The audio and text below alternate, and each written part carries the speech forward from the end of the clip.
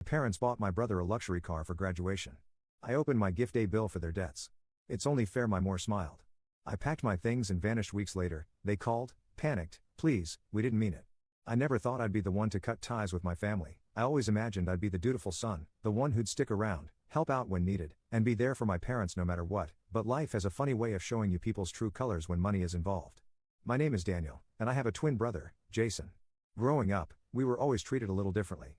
Jason was the golden child, athletic, popular, the one who could do no wrong in my parents' eyes. I, on the other hand, was the quieter one. I preferred books over sports, computers over parties. It wasn't that I resented Jason, I didn't, but I always knew that between the two of us, he was the favorite. Still, I never thought it would come to this. We both graduated from college at the same time, on the same day. It was supposed to be a proud moment for our family. Jason had gone the traditional route, studying business, while I had taken a different approach. I had started working online when I was 16, freelancing, saving every penny I could. By the time we graduated, I had a decent amount of money saved up, not enough to be rich, but enough to be comfortable. The day after graduation, my parents surprised Jason with a brand new luxury car, a sleek black BMW. He was ecstatic, jumping up and down, hugging our parents like they just handed him the keys to a mansion. I was happy for him, truly, but I couldn't help but feel a little curious. What about me? I didn't expect a car, that wasn't my style. Maybe a watch, a heartfelt letter, even just a simple "we're proud of you" would have been nice. But when my dad handed me an envelope, I felt a weird pit in my stomach. Inside was a bill, a long list of numbers, amounts, and final totals. I stared at it, confused. What is this? My mom smiled as if she'd just given me the best gift in the world. It's only fair, Daniel, you've been working for years, you've saved up so much, it's time for you to help out the family. My dad nodded. Jason doesn't have anything saved up yet, he'll need help getting started in life, but you're responsible, you've got money, this is just a small way for you to contribute. I felt my blood run cold. They weren't giving me a gift, they were handing me their debt. They expected me to pay for them while they rewarded Jason with a luxury car, and they actually thought this was fair. I looked at Jason, expecting, I don't know, maybe a little guilt, maybe a "hey, this isn't right," but he just shrugged and said, "Come on man, you always say you don't care about money." That was when I made my decision. I took a deep breath, folded the paper neatly, and slid it back into the envelope. "Thank you for this," I said, my voice even, "it's a real eye-opener." My mom beamed, "I knew you'd understand." I smiled back. Then, I packed my bags and left. I didn't yell, I didn't argue, I just walked out. They didn't try to stop me. I don't think they fully realized what I was doing, not yet anyway, but that would change soon enough, because 2 weeks later, I got the first desperate call. I ignored the first call, then the second.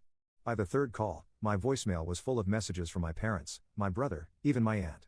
At first, they were casual. "Hey Daniel, we just wanted to check in, call us back." Then a little more insistent. "Daniel, why aren't you answering? We need to talk." Then desperation. "Please, Daniel, we didn't mean it like that, just call us back." But I didn't. I wasn't going to give them the satisfaction of acting like nothing had happened. For the first time in my life, I was putting myself first. The first week after I left, I stayed at a cheap Airbnb in another city. I wasn't sure what I wanted to do yet, but I knew I wasn't going back. I had enough savings to figure things out, but my parents, they weren't as lucky. By the second week, my brother started calling. At first, it was all bravado. "Dude, stop being dramatic, just come back already." I blocked his number. Then my mom switched tactics. "Daniel, sweetheart, we're struggling, you know we've always supported you, can't you just help us out a little?" That was rich coming from the woman who had smiled as she handed me a bill instead of a congratulations. Then the real panic set in. One evening, I was checking my email when I saw a message from my dad. Subject, "Please read this." I hesitated, but curiosity got the best of me. "Daniel, we're in trouble. We took out some loans we can't pay back, and we thought we could handle it, but things are getting worse. Jason doesn't have the means to help us, and we thought you wouldn't mind. You've always been so independent, so responsible. We misjudged the situation, and for that, I'm sorry. But we need you. Please, at least call us back." I stared at the email for a long time.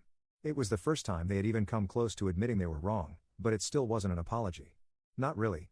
They weren't sorry for how they had treated me, they were sorry that I had left, and now their perfect golden child wasn't enough to fix their problems.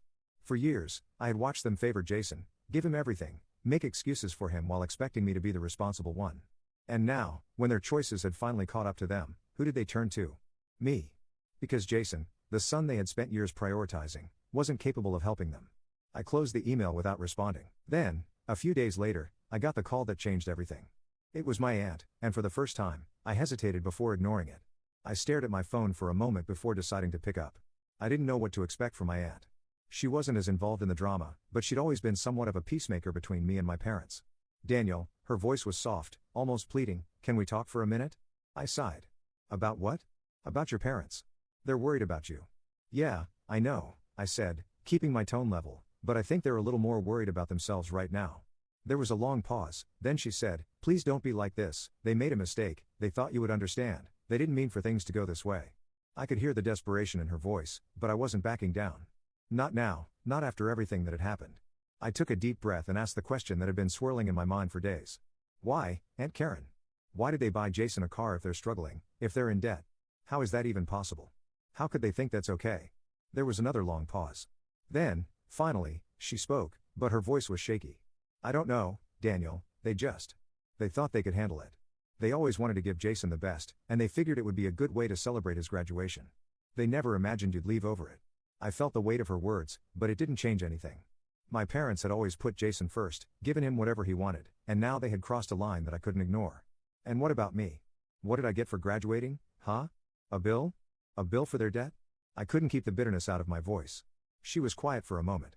They didn't know how to show you they were proud of you, Daniel. They thought you'd understand because you've always been the responsible one.